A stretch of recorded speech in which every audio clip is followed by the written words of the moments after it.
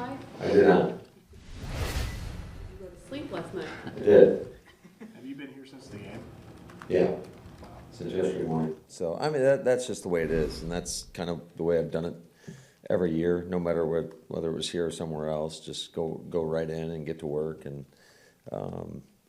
you know, it's a challenge, but every team has it. So, and they're going through the same things we are right now. But in terms of spending the night here on Sunday, that's just for this quick turnaround for a Thursday night game. Yeah, it's a good thing there's a couch in my office. Tougher job, you or Bree? Oh, I mean, that's a no-win answer right there. I got to go with Bree. So, what did you do? In addition to the few minutes of sleep that you got on your couch, what's your process? Yeah, no, I think it's important to always look at what you put on tape and maybe just, you know, obviously correct the mistakes, because there's no such thing as a perfect game, and certainly we made our fair share of mistakes in every phase, but there were a lot of great things as well, and I think that's important, especially with everything our guys have gone through, is to make sure that we show them the things that they did at a high level, and you know, can we continue to try to build on those as well, and but then it's you know, you get right on to the next opponent, and this is going to be a great challenge for us. This is a good football team, really good football team, one of the better football teams in the league. My apologies. Sleeping on the couch, regardless, or all the challenges that come into a Thursday night game, is this the type of week, I mean, does this come at a good time to have that kind of cathartic release of getting a win and then being able to just go right into another game? Yeah, if it works out the way you want it to. I just think, you know, I don't try to look too much into that. The schedule is and whatever it is, and you just got to adapt to it and adjust and try to do what you think is in the best interest of our team and to put our guys in the best position. And you know, it's unique because I want to say the last couple of years we've had road games on the Thursday night game, so it's nice to have back-to-back home games. Matt, what do you think of not only Rudy's 2 picks, but kind of his whole body of work yesterday? Yeah, I thought he did an outstanding job. You could really feel his speed and physicality out on the field. There were a couple open field tackles he made that I thought were pretty impressive. So I thought it was, all in all, a really good day for him. You know, obviously, to be able to trigger on those 2 picks, especially the one in the red zone after turning the ball over. I mean, that was one of the pivotal plays in the game that gave us an opportunity to kind of stay in the game. And we converted both those into points. So those were 2 just really great plays by Rudy. Matt, some of the guys were saying last night that during the fourth quarter, Jonathan Abram was going up and down the sideline being like, we're not going to lose this game, we're going to win by 3. This is a guy that's been here 3 days, only played on special teams. Do sometimes, though, you just need that shot of energy? Yeah, I'll tell you what, I was really impressed with our entire sideline, whether guys were suited up or not. I know Abram did a fantastic job. You could feel his energy, and yeah, I think that positivity is needed. And here's a guy that's played a lot of ball, and I know he was playing for us kind of in a limited role, mostly on teams, and just bringing great energy. But guys like Randall Cobb as well, definitely felt him out there and his presence, so that was great. And I thought, all in all, I thought our sideline was fantastic. Hey, man, what makes Derrick Henry so special, and how is a guy able to withstand that workload at that position?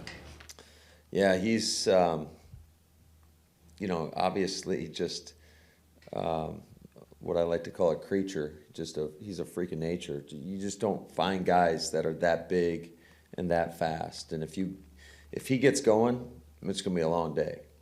So you got to do a great job of trying to contain him, bottle him up, try to get him going laterally, because once he gets going downhill, it's just like a freight train rolling through there. And they do a great job, you know, with their run game, just the scheme, very similar to our run scheme, especially with the outside zone, how they come off the ball. Keith Carter does a great job there, and you know, getting those guys up front to really fly off the rock. But yeah, Derrick he is one of a kind. He is a guy that can wear you down, and a lot of times he gets stronger as the game goes on. And you know, it was cool to be with him for that 1 year, and got a lot of respect for how he goes about his work. And he is not scared of the hard work, and I felt like he really grew that 1 year that we were together, and you could start to see it happening about midway through the course of the season in 2018, and ever since then, he just hasn't looked back. So it's going to be a great challenge for our defense, obviously.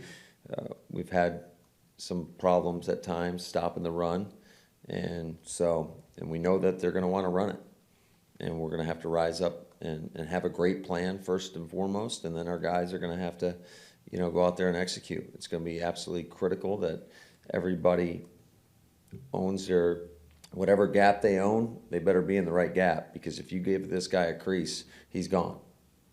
Matt, How you far guys, away you is guys have rushed for over 200 yards 2 of the last 3 games. How do you feel about your own running game going into this matchup? Yeah, I think we're doing some really nice things. Gotten a few explosive runs, which are always nice. But again, they're one of the better run defenses in the National Football League.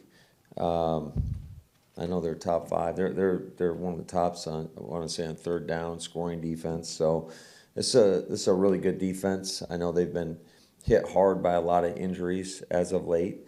So it'll be interesting to see who they're getting back. And you always got to kind of play that guessing game. But, you know, getting guys like Bud Dupree or Jeffrey Simmons, those are 2 guys that can totally wreck a game. But I think it's more than just those 2 guys. They can platoon their front. They got a lot of depth there, and they play extremely hard. And you know, it's a sound scheme.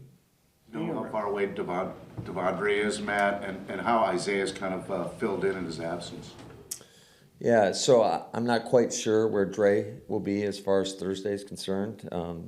You know, I'd put him in that day-to-day category and see how he comes out. But I think Isaiah's done a nice job. Certainly, he's always performed at a high level on teams. You can feel his speed and physicality, but I think it's translated to the defense side of the ball. And when asked to step in there, he's done a really, really good job. Being around, Is Cott ready to play? Could he actually play in this game? Potentially, we'll let him go through the walkthroughs the next couple days and try to test him out and see where he's at. But I would still put him in that day-to-day category. being around Derrick in 2018, what did you see with him change or flip to unlock his game the way that it has? You said it hasn't looked back since, but what was it that changed with him? I think that he made the decision that he was going to take the one cut and go and just lower his pads. And he's such a big man, so he's tough to. You better have a plan for him when he's rolling through there as a defensive player in terms of how to tackle him. Obviously, his stiff arm is one of a kind. I can't think of anybody else that has a stiff arm like him in this league. You were asked about this yesterday, but now that you've had a night to go through film and digress, do you expect to make the change at punt returner on Thursday? Yeah, we're kind of working through that right now, and you guys will find out Thursday night. Tony Dews, their running backs coach, you and he go back a ways. From your Central Michigan days, what do you remember about working with him then, and what did you see in him that made you think he could be a pretty kind of a coach on the rise? I know he's attributed you for some of this development. Now, TD is, first of all, you always talk about hiring the person first and the coach second. He's just of the highest of character, and he's a guy that loves football, and he's a guy that, when he was coaching in college and I was in the National Football League, he's always wanting to get together and talk quarterback play or just football in general, and that always impressed me about him, is because you don't find that, especially a guy that is not coaching that position, but he loves ball and he wants to continue to learn, and he's got such an infectious personality and brings a lot of life, and not only to your staff but to your team. I thought he created an amazing culture in that running back room in our time together in Tennessee, and I think he's a damn good coach. Matt, what did you think of Darnell in the slot? And if Eric Stokes doesn't land on IR, are you guys doing that anyway, or was that kind of a, we discovered something because we had to do that out of necessity kind of deal?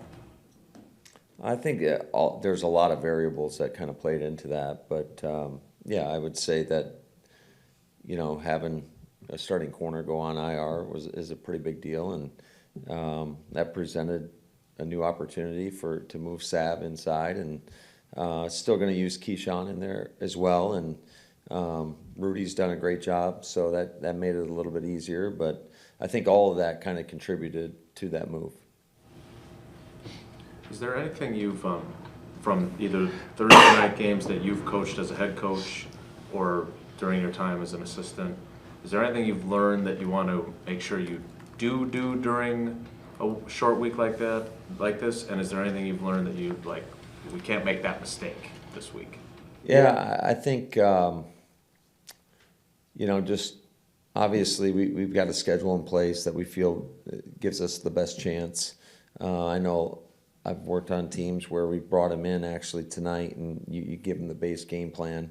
I just think it's so important for us as coaches to make sure that we have the right plan, that you're not just rushing to get it to the guys and get it done. So we decided that we'll bring them in tomorrow, and it's gonna be a long day tomorrow. There's no doubt about it, and it's just kind of the circumstances. And I just think whatever you believe in, as long as you are fully committed to that, I think, you know, there's a million ways to do things, and certainly we feel good about the plan we have, but it all comes down to execution, just like it does every week. So our guys are going to have to take that and try to digest it in a very small period of time, and go out there and execute.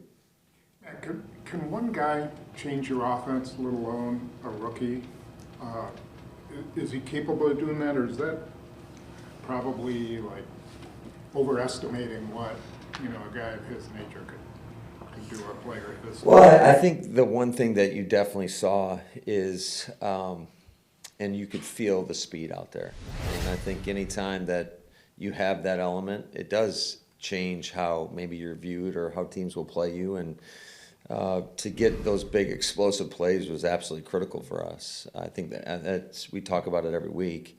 You want to score points, get explosive plays. And he provided a huge spark for us. And I know it, you know, just watching those catches, that I thought, first of all, I thought Aaron played by far his best game of the season yesterday as well. And those passes were of pinpoint accuracy. So I thought, and there was another opportunity for Christian, I think, on the third down where he kind of lost the ball on what we call a stomp route. But yeah, no, I think he did provide a spark, and just from a big play perspective, but you could feel his speed. And he also does such a great job, and I mentioned it, and I kind of got made fun of, I think, of just talking about what a great blocker he is too. But that is an important part to our offense, is those wideouts, digging out safeties, blocking corners. Shoot, we have them cracking on linebackers or sifting the edge. That is a critical part to our offense, and he does a great job with that as well. Aaron played as well as he's played all season. You guys also called more run plays than ever. Is it too simple to say that the run facilitated that? Was there any other elements that went into him playing as well as he did? Well, yeah, I just think like the fourth down play was a great example of just being able to manipulate the pocket, kind of move around, and find Christian for obviously a huge touchdown. Just, you know, that movement within the pocket, I thought was just, it was very deliberate, and he did a great job of feeling and giving guys opportunities down the field, and thankfully those guys, you know, made the plays. Hey man, what did you see that you wanted to bring Aubrey Pleasant in, and what's he going to do for you guys? Yeah, so Aubrey and I worked together in Washington a long time ago, and he was on the offensive side of the ball, and then worked together again with the Rams, and just, he's a really knowledgeable guy when it comes to the game, and I thought that he could bring a different perspective to our offensive staff, just seeing it through the lens of a defensive coach. So he's going to do a lot of kind of self-scout work for us, and then he and I we were watching a bunch of tape together today, just, talking coverage and trying to figure out different rules. I think that's always an important part to it from when you're game planning, is you always want to try to figure out how are they coaching these guys on the other side based on whatever coverage and how you best attack somebody, because you're always trying to manipulate whatever it is you're going against, and maybe pull somebody out of a window so you can open it up for somebody else. And so that we've had great conversation, but he's a guy that I've always really respected how he works. And I think that perspective has been helpful, not only, again, game planning, but also to really see ourselves, how a defensive coach might, break us down and see us. And so we hopefully can stay as unpredictable as possible. Tonight, or are you going home? I don't know. We'll see. We'll see how much work I have that Wallers makes me do after this.